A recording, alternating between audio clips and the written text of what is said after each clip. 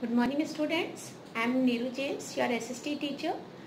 In this video I am going to teach you chapter 2 of political science, what is democracy and why democracy. In previous sessions we have discussed about the features and definition of democracy.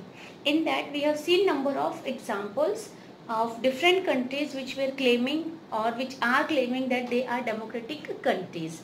But if we will see in detail about these democratic countries, so they are not following democratic feature of democratic government. So with the quick recap, we will begin the session. So we have discussed about Pakistan, we have discussed about China, we have discussed about Mexico and Zimbabwe. If you will take the case of Pakistan, in Pakistan we have seen that Pervez Musharraf, who was the military commander, who took the control of Pakistan and ruled the nation with himself and with the help of army officials. In that, if you will see the history, you will find that when Pervez Musharraf took the command at that time, in the beginning he declared himself chief executive and later president of Pakistan. He held a referendum, and in that referendum for 5 years he declared himself president of Pakistan, and after that with the help of legal framework order, number of rights he had given through the amendment in Constitution of Pakistan to the president, and then he appointed the National Security Council also, which was taking care or keeping eye or supervising the work of a provincial assembly as well as a national assembly. So in that way, if you will see, we reached to the conclusion that one of the feature of democracy, that if power is not in the hand of elected people, we cannot say that that is democratic country. Now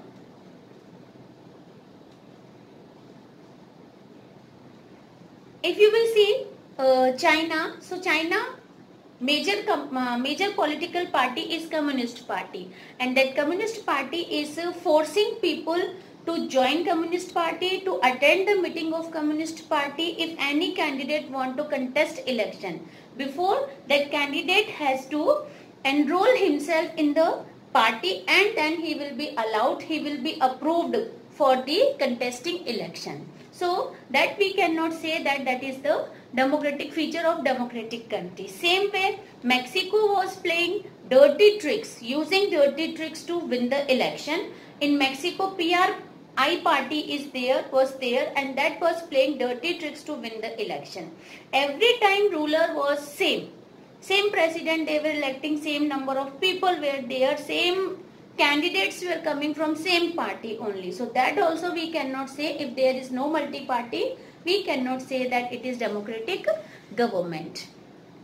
And the fourth example is Zimbabwe. If you will see the Zimbabwe, Robert Mugabe was a famous personality in the people in country Zimbabwe, but his ruling pattern, ruling policies were not appreciated by people, and he also played dirty tricks. He did not allow media to criticize the government, and he did not allow people to form association, to form political parties. So in that condition also we can say that such type of governments are not a democratic government. Now we will see the difference between democratic government and non-democratic government. From the beginning of the chapter, with the definition, with the features, we have concluded that number of things are necessary for the democratic government. So take one example here, one by one we will see. If we will see the rulers. So in democratic government, rulers are elected people, and these people are having decision taking power in their hand. It means that the person who is elected as a representative by people through election, that candidate should have decision taking power in hand. That is the feature of democracy, and non-democratic government is not following that feature. Take the example, Pakistan, elections were held, but in Pakistan decision taking power or the decisions were controlled by National Security Council, and that National Security Council was having member of army official. These were the member who means, or you can say that who were the member of National Assembly, Security Council. So member of National Security Council were member of Army of Pakistan, and these were controlling the decision taking power of provincial as well as National Assembly. So that government we cannot say that democratic government. So this is the one difference. Second difference is there that if you will talk about elections. So elections in democratic country always are held in a particular time period. Okay. Then election should be free and fair manners. Then in election, ruling party should have equal chance to lose. This type of elections are free and fair. Again with the example, if you will try to understand non-democratic government, Mexico playing dirty tricks to win the elections.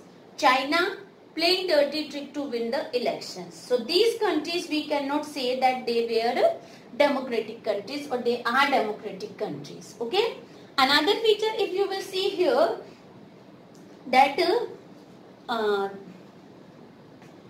if you will see another example, that is of Poland and Iraq. Okay. Poland and Iraq example, if you will see, we discussed that in Poland and Iraq, party is, ruling power is in the hand of external body. America was ruling Iraq. So we cannot say that Iraq or Poland were democratic government. Now, another feature if you will see, that is answerable. Democratic government is answerable to the people. Okay, means whatever decisions are taken by democratic government, it is taking care of need of people or not. All these things it has to keep in mind, because if it will not take care of need of people, demands of people, grievances of people, what will happen? In coming election, that government will not be chosen by the people. So it is answerable to the people, that it has to take care of demand of people. What people are willing to have, it has to take such decision. It has to make some plans, some policies for the welfare of people. Because if it will not do such type of work, such type of action, it will not take, what will happen? Coming elections, it will be definitely lose the elections. Now, in democracy, in non-democratic government, or you can say that non-democratic government is not answerable to people. It is taking autocratic decisions, and these decisions are only for the benefit of rulers and ruling party. Then fourth feature we will see here, that democratic government is having democratic government is providing equality to the people, or you can say equality before law.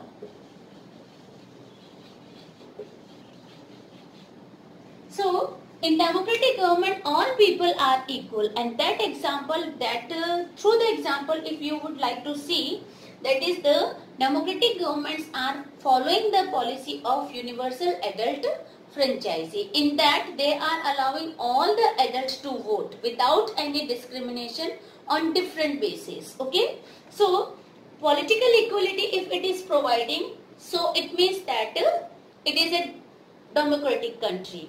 And non-democratic country is not providing political equality. If you will go in the French Revolution chapter, in that we had seen that French women were struggling for a right to vote. They were not getting any right to vote. National Assembly declared men, only men who were of 21 years of age, they were allowed to give vote for the elections. Women got the right in 1946. In Saudi Arabia, in this chapter, we have read that in 2015, in Saudi Arabia, women got a right to vote. So, what is political equality. Democratic countries are following political equality and they are allowing its people who are adult to vote to choose their representatives. There any discrimination on any basis is not allowed. So these are the some differences between democratic and non-democratic government. Now if you will go to the second point, that is the merits of democracy. Now we will discuss about merits of democracy. So there are some merits which are written on board. That it safeguards the interest of people, it enhances the dignity of people, it is accountable, it is based on consultation, it is suitable for reforms as well as it is based on public will. Let's begin with one by one. If you will take, it safeguards the interest of people. In democratic government, it is having this merit that it is taking care of need of people. Real power is in the hand of elected representatives, and these elected representatives definitely taking care, they are responsible towards the need and grievances of people. Then second merit, if you will see, it enhances the dignity of people. It is allowing its people to give vote, and this voting right is given without any discrimination. There is no discrimination for the people to give vote or as well as to contest election as a candidate also. There is no discrimination on the basis of caste, gender, creed, etc. Means all the people are equal. Politically they are equal in democratic countries. Then one person is having one vote and one vote is having value of one only. It means that on the position, on the basis of power or on the basis of religion or on the basis of gender, no one is discriminated while they are playing the role of voter. Third merit is that a democratic government is accountable. This we will see with the example. If you will see, in the year 1958 and 1960, China was facing a severe famine in its country, and at that time about 3 crore people were died due to famine. Same situation was also in India also. India was also having the situation of famine, but we did not go through that hardship with with that hunger, with that starvation.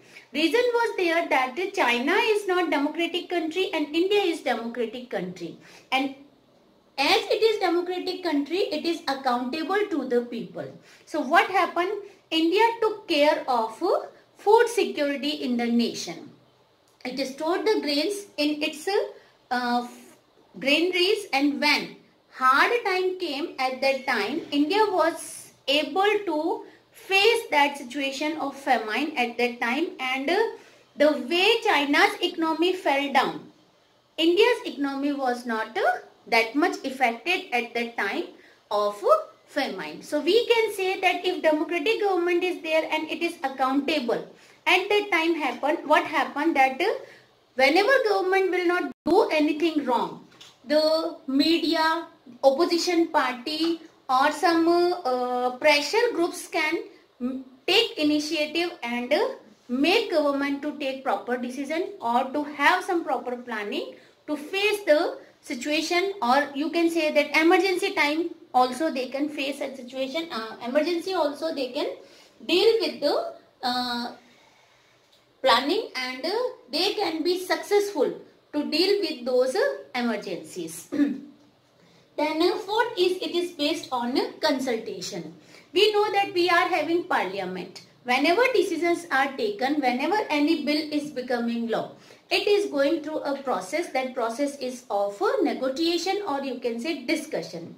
And whenever discussion, though it is taking lots of time, so many members are there in this discussion. But what happened, as discussion is going on, different head are giving different suggestions, different mistakes they are pointing out that this decision can lead this mistake, or we can face this negative result, negative consequence of particular decision. So that situation, what happened, there will be less chances of taking wrong decision. I am not saying that democratic government is not taking this wrong decision, but after the discussion, when decisions are taken, there will be less chances of wrong decisions. So it is based on consultation. This is the another merit of a democratic government. Then it is suitable for reform also. Means our democratic government, or you can say our constitution, is allowing us to have reform. When time is changing, people are changing, there are social changes are there in society, political changes we can see, religious changes we can see, economic changes we can see. So all these field, democratic government is allowing to have reform according to the requirement of time, according to the need of people. So number of times we are having amendment in our constitution. As the demand of time, we are behaving according that and having the amendment in our constitution.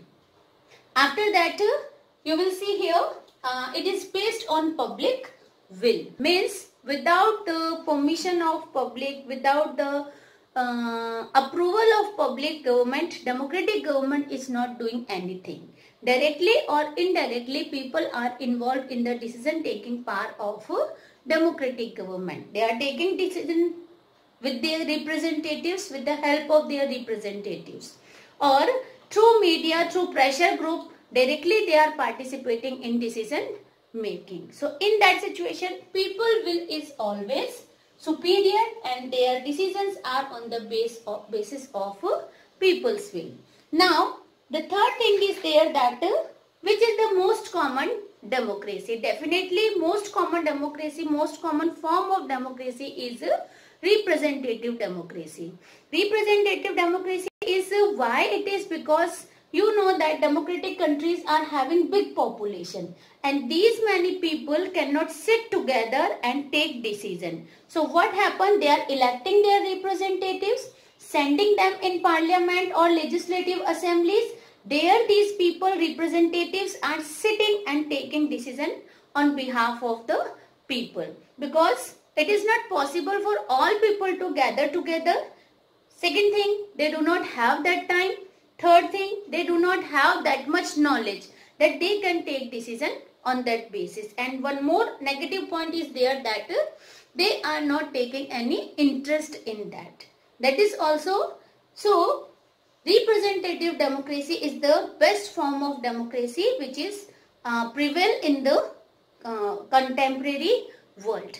Now question is arising, if I will ask you, is India a democratic country or not? Yes, definitely India is democratic country, because as we have discussed the features of democratic country, India is following all the features. Democratic country is having that elections should held, they should be regular, they should be means the representatives whom we are electing, they should have final decision taking part in their hand. So if you will analyze the situation of India, definitely we are following this feature. Then one person, one vote, one value. That is also with the help of universal adult franchise, India is following that policy also of election. Plus India is having free and fair election. I am not saying that it is 100%, but maximum places elections are free and fair. If election will not be free and fair, then what will happen? People will not go and give their vote. They have faith that elections are happening. Some exceptional we can find, but other than if you will see all over, definitely in India elections are held in free and fair manner. Then Indian democratic government is answerable to the people. It is giving people RTI right. That is right to information. Means whatever decisions are taken by government, that right is given to the people. People can ask that decision. Second thing, India is having, people are having right to ask a question. Then to the government, our media is free. Media can express, can give its view freely through newspaper, through TV, through radio, or through social media. After that, in India, our judiciary is independent. Then we have constitution. Our government is working on according to the constitution. We are following the laws which are written in our constitution. So these are the some features of democracy which are followed by India, and definitely we can say that India is following the representative form of a democratic government, and it is the best form of government which is followed by India. Okay, so your chapter is end. Now we will see. I will meet you in next session with next